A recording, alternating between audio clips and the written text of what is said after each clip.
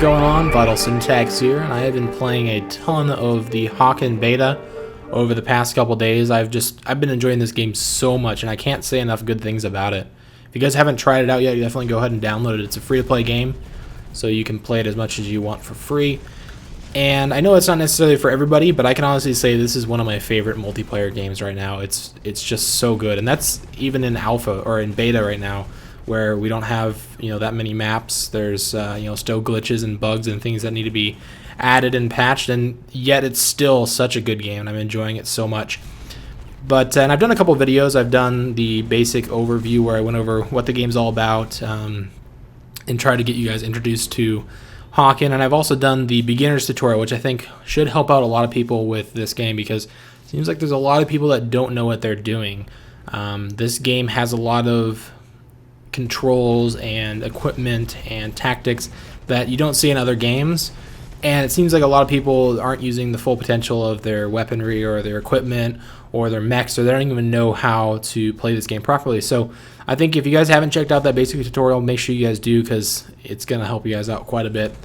And I'm thinking over the next couple of days I'm going to start up a new series of videos where I go over each class in the game, because the way Hawken is set up is you have different classes of mechs, and I'll go into the details of each of those classes in a bit.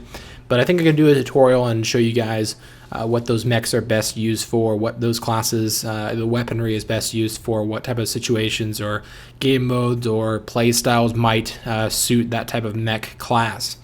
So the mech classes you have in the game, the first one is the Assault. And the Assault, well, each class has a different set of weapons, and they also have a different set of abilities.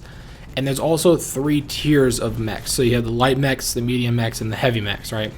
So let's start with the Assault mech. The Assault mech is a medium mech. That means that he has a medium amount of health, he has a medium movement speed, he can take a medium amount of damage, all that type of stuff. So he's just kind of all around in the middle. And for the Assault, he has the Tau missile, which allows you to, it's basically a high impact explosive that you can detonate in midair. You don't have to actually wait for it to hit a surface, which is something I see. Basically nobody ever detonates it. They just shoot it, and if it misses their target, they don't do anything about it. Where if you detonate it, you can easily do splash damage to an enemy. So just keep that in mind. That's something that I see a lot of people look over. And then he's also got a machine gun. So that machine gun can be a Gatling gun, it can be an assault rifle, or it can be a submachine gun. It's kind of up to you as far as which one you choose, and you have to level up and unlock those types of changes and upgrades. And then his special ability is a coolant, so that allows you to not overheat. It allows you for a short time to decrease the heat that's built up by using your weapons, because you can't overheat in this game, which if you do, you can't really do anything for a couple of seconds until you cool down. So I'm not going to go over all the classes, but that's just one example of one of the classes and some of the abilities and weaponry that it would have. And so in this set of tutorials that I'm probably going to start up tomorrow or sometime soon after, I'll probably go over what each class has. I'll start with Assault, and probably, because Assault's kind of the default one. The mech you start out with is the Recruit Assault, which is essentially the same thing as the Assault, but he has a couple different differences, a couple different changes, and he's actually kind of a really, really good class to start out with. You get a lot of things that take a while to unlock if you try and use the actual normal Assault that you have to pay for with real money, or you can buy it with experience. It just takes quite a while to level up and get that much experience to buy something like that. Now I want to talk about why I like this game so much, because there are some people out there that I know don't necessarily like this game as much as I do, and I want them to understand where I'm coming from and what aspects of this game I enjoy. So I'm going to compare it to a couple other shooters, things like Call of Duty or maybe Battlefield or MechWarrior Online, that have similarities as well. So I think one of the biggest things that I enjoy about this game is its skill level, its skill ceiling. The difference between a good player in this game and a bad player is huge. And that means that if you're a good player and you actually take the time to learn how to play the game properly, to learn all the different dodging techniques, to learn how to use your equipment to its full potential, to learn how to time your missiles, learn how to do a bunch of just stuff, then you have this huge advantage over other players that you maybe aren't aware of all those type of aspects of the gameplay. And for me, that's huge, because I like games that have a huge skill ceiling. And a game that's kind of on the opposite opposite end of the spectrum is something like Call of Duty, where Call of Duty, anybody can jump in, anybody can do somewhat well, and it doesn't really take a whole lot of skill. You can kind of just spray, you can, it takes like 1 or 2, 3 bullets to kill somebody, so there really isn't an emphasis on accuracy or aiming. You don't really have to aim for the head because, it only takes 3 shots anyway, and you've got submachine guns that just hip fire and are incredibly accurate at incredibly long ranges. You can panic knife people, instantly kill people. There isn't a whole lot of strategy and tactics. It's just kind of run around and kill people really easily. And I'm not saying that's necessarily bad. I'm just saying it doesn't allow for a high skill ceiling. Whereas something like Counter-Strike, where you have a lot of health and headshots are incredibly important, in Counter-Strike, a really good player that always gets headshots or is really accurate is going to just destroy a new player that just kind of doesn't know what he's doing and can't aim. And then on the other, there's other types of games like, for example, Battlefield or Crisis 2, where it takes a lot of bullets to kill people. The people that know how to use the energy, maybe the stealth or the armor abilities, and aim for people's heads have a huge advantage. Or in Battlefield, it's a lot of head glitching, trying to control map, control the engagement. Or in Halo, I know a lot of people don't like Halo because or at least a lot of PC gamers don't like Halo because it's been an Xbox exclusive ever since Halo 1, or I guess Halo 2 was on PC too. But that's something that a lot of PC gamers would like to see is a Halo on the PC platform. But regardless, Halo takes a lot of skill because it. Yes, there is aim assist, which removes a lot of that skill, but at the same time, it takes a lot of bullets to kill people. Huge emphasis on headshots, huge emphasis on teaming up, playing together, double teaming, and shooting, enemies from multiple angles with teammates. Not a lot. You can't just lone wolf it; you'll get destroyed. And that's some of the aspects that I really like about first-person shooters that I see in Hawken. So let me explain some of those and how they relate to Hawken. So the first thing is aiming. With Hawken, let's say for example the assault mech, which is the one I'm using in this video. It takes a lot of skill to aim the Tau missile, to predict enemy movements, to predict when they're going to dodge, to detonate the Tau mid-air and actually get splash damage, or get a direct impact. If you're really good at aiming, you can, because it does have a travel time. It's kind of a slow-moving missile, so it does take a lot of skill to use that and to hit enemy targets. And you have a huge advantage over people that can't aim properly, that don't know how to detonate mid-air, or that don't know how to use it properly. And there's also a huge emphasis on team play. Since there's so much health and you can take so much damage, if you group up into a team and you stay together and you both take the damage and you guys both allow each other to cover and repair and you shoot enemies from multiple angles, then you have a huge advantage over somebody that's just going lone wolf. Obviously this pertains to something like team deathmatch or missile assault, which is like Conquest, whereas in this gameplay video I'm actually playing free-for-all or just deathmatch, so there isn't that team element in this game mode. But in the team-oriented game modes, there's a huge emphasis on staying together, communicating, and working as a team.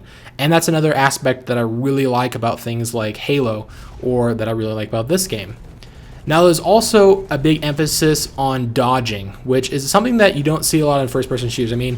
In Call of Duty, you can do something like a drop shot, or maybe in Call of Duty, you can do something like jump around a corner, or some other types of, honestly, I think really annoying types of maneuvers or dodges. But in this game, there's actually a skill involved with dodging enemy incoming fire. So obviously, you have things like machine guns that do damage over time, that have fast travel time. But if you want to be able to kill enemies quickly, you want to hit them with your high explosives, your grenades, your rockets, your Tau missiles, and you can dodge those. And that takes a lot of skill. It takes a lot of timing. So whenever you see an incoming missile, you want to save that dodge because there's a little bit of a delay between. You can't just dodge over and over and over. That'd be really stupid. There's actually a little bit of a delay, a little bit of a recharge that you have to wait in between each dodge. So it takes a lot of skill, it takes a lot of timing, it takes a lot of predictions, it takes a lot of knowing how your enemy is going to play, how he's going to react, when he's going to shoot his missile. If he does shoot his missile, then you can kind of count down to when you think he's going to shoot his next missile. So for me, Hawken has so many elements of other first-person shooters that I really like, and it's all in this beautiful high definition, amazing graphics package that's also extremely unique. I mean, how many other mech games are out there? I mean, you got this and kind of Mech Warrior Online are the two that are out right now. But other than that, I mean, everything else is kind of going towards like the first-person shooter, modern military type of thing setting, and that's fine. Those games are awesome as well. But it's so nice to have this new type of scenario and new type of change of pace and setting and everything. So in summary, this game has emphasis on accuracy, emphasis with things like the Tau missile or whatever type of explosive. I'm once again always kind of talking to the assault mech because that's the one I'm using in this video. It has emphasis on team play, communication. It has emphasis on map knowledge. It has an emphasis on map control, being able to get the high ground. You'll get a huge advantage.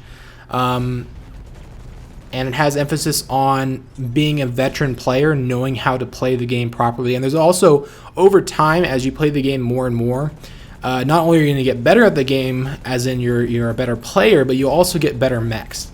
And what I mean by that is you can actually get skill upgrades, and this does not pertain to paying money. You don't have to pay money to get these skill upgrades, so keep that in mind. A lot of people will probably complain, which I don't think is a justified complaint, and say that people who pay for the pay real money have a huge advantage. They might have a slight advantage, but to be honest, the recruit assault that you get by default is actually an incredibly good class. He has the assault rifle, which is a very powerful primary weapon. Sorry. Whereas if you actually buy the assault mech, you can't even get that assault rifle until level 25, which level 25 I think is the highest level. And on top of that, you also have these upgrades to your mech that don't have downsides, whereas if you were actually purchased a real mech, those upgrades would actually have downsides and side effects.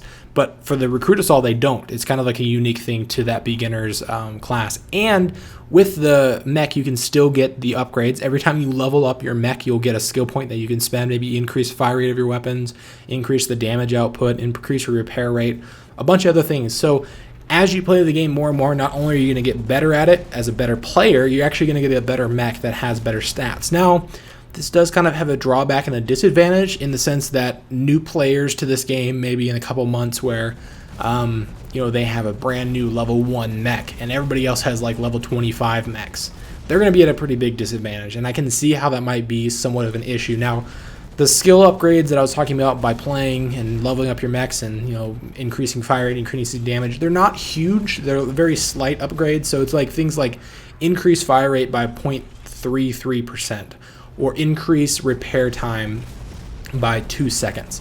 It's not like these huge upgrades where it's like increase output, damage output by like 1 million or something, where you're just going to kill people instantly.